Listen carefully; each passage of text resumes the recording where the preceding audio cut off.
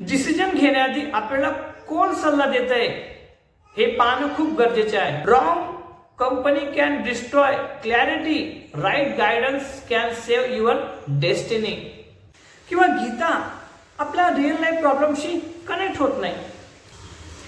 नमस्कार मित्रांनो, मी सतीश पाटील आणि ग्रो विथ सतीश या यूट्यूब चॅनल तुमचे मनपूर्वक स्वागत आहे. मित्रांनो, मी अनेक लोकांकडून एक गोष्ट ऐकली की श्रीमद भगवद्गीता संस्कृतमध्ये आहे, त्यामुळे समजणे अवघड जाते. किंवा गीता आपल्या रिअल लाईफ प्रॉब्लेमशी कनेक्ट होत नाही. पण खरं सांगायचं तर गीता म्हणजे लाईफच्या मॅन्युअल आहे. ती केवळ धर्म सांगत नाही तर डिसिप्लिन, डिसिजन आणि डायरेक्शन, ग्रोथ शिकवते. आजपासून आपण सुरू करत आहोत एक खास सिरीज, ग्रोथ इन गीता. या सिरीज आहे प्रत्येकासाठी. तुम्ही स्टुडंट असाल ज्यांना लाईफमध्ये क्लॅरिटी हवे, कॉर्पोरेट प्रोफेशनल असाल ज्यांना स्ट्रेस मॅनेज करायचे आहे, बिझनेस ओनर्स असाल ज्यांना टीम आणि सेल्स दोन्ही वाढवायचे आहे, लीडर असाल ज्यांना पीपल इन्स्पायर करायचे आहे, doctor, accountant, lawyer, teacher, artist कोणी असाल, ही सिरीज तुम्हाला तुमचं बेस्ट व्हर्जन बनायला मदत करणार आहे. इथे आपण शिकणार आहोत कसं गीतामधलं टाइमलेस विजडम आपल्या लाईफ आणि बिझनेसमध्ये वापरायचं, कसं माइंड कंट्रोल, फोकस आणि डिसिजन मेकिंग स्ट्रॉंग करायचं, आणि कसं स्पिरिच्युअल माइंडसेटने प्रॅक्टिकल सक्सेस मिळवायचं. कारण मित्रांनो, गीता फक्त ग्रोथ नाही, ती आहे ग्रोथ मॅन्युअल. तर चला सुरू करूया हा अद्भुत प्रवास, ग्रोथ इन गीता, जिथं ज्ञान आहे ग्रोथचं आणि ग्रोथ आहे गीताचं.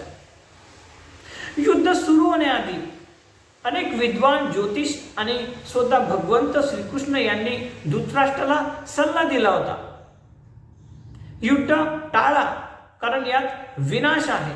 ॲस्ट्रोलॉजरने सांगितले होते तुमचे सर्व मुलं मारले जातील, everybody your son will be die including Duryodhan.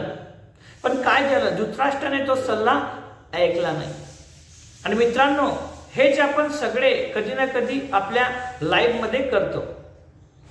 आपल्याला योग्य सल्ला देणारे लोक आपले आसपास असतात, पॅरेंट्स, मेंटर, सिनियर किंवा कोणीतरी एक्सपिरियन्स होल्डर. पण आपण ते इग्नोर करतो कारण इगो, अटॅचमेंट किंवा भीती आपल्याला थांबवते. आणि मग नंतर आपणच म्हणतो, काश तेव्हा ऐकलं असतं तर आज परिस्थिती वेगळी असती. डिसिजन घेण्याआधी आपल्याला कोण सल्ला देत आहे हे पाहणं खूप गरजेचे आहे. Wrong company can destroy clarity, right guidance can save your destiny. सुरू करूया. अध्याय पहिला, अर्जुन विषाद योग. श्लोक क्रमांक 1. धृतराष्ट्र उवाच धर्मक्षेत्रे कुरुक्षेत्रे समवेता युयुत्सव मामका पांडवाश्चैव किम कुर्वत संजय. राजा धृतराष्ट्र म्हणाला, अरे संजय, धर्मभूमी कुरुक्षेत्रावर माझी मुलं आणि पांडव हे युद्धासाठी जमले आहेत, त्यांनी काय केले? हा श्लोक दिसायला खूप साधा आहे पण मिनिंग खूप डीप आणि पॉवरफुल आहे. धृतराष्ट्र अंध होता, पण तो फक्त डोळ्यांनी नाही तर मनानेही अंधज होता. त्याने माझे पुत्र आणि असं म्हटलं म्हणजे त्याला फक्त स्वार्थ आणि अटॅचमेंट दिसत होतं, ट्रूथ नाही. आपण पण असंच करतो. जेव्हा आपण डिसिजन घेतो भावनेवर किंवा स्वार्थावर, तेव्हा आपण धर्म म्हणजे राईटनेस हरवतो. धर्मक्षेत्र म्हणजे फील्ड ऑफ राईट ॲक्शन. आपलं प्रत्येक डिसिजन मेकिंग बॅटलफील्ड असतं. पण तेव्हा धर्मक्षेत्र होतं जेव्हा आपण ट्रूथफुल आणि फेअर डिसिजन घेतो. जर आपला डिसिजन हा बायस, इगो किंवा फेअरवर आधारित असेल तर आपलं कुरुक्षेत्र कन्फ्यूज फील बनतं. त्यात बिझनेस लेसन आपल्याला शिकवतं धर्मक्षेत्र म्हणजे आपल्या कंपनीच्या कोर व्हॅल्यू. एक इथिकल बिझनेसमॅन तोच असतो जो इमोशन नाही प्रिन्सिपलवर डिसिजन घेतो. मामका म्हणजे our team versus competitor mindset. पण खरा नेता लीडर तोच असतो जो कॉम्पिटिशन पेक्षा कॉन्ट्रीब्युशनवर फोकस करतो. धृतराष्ट्र माइंडसेट म्हणजे फेवरेटिझम आणि अटॅचमेंट. जिथं आपल्या लोकवर डिसिजन घेतले जातात तिथे टीम कल्चर ब्रेक होतो. कधी कधी आपल्या फॅमिलीमध्ये सुद्धा असंच होतं. जसं धृतराष्ट्राने स्वतःच्या मुलांवर प्रेम एवढं वाढवलं की न्याय आणि सत्य याचे भान हरवलं, तसंच काही पॅरेंट्स आपल्या मुलांच्या चुका बघूनही गप्प राहतात कारण ते आपल्या आहेत.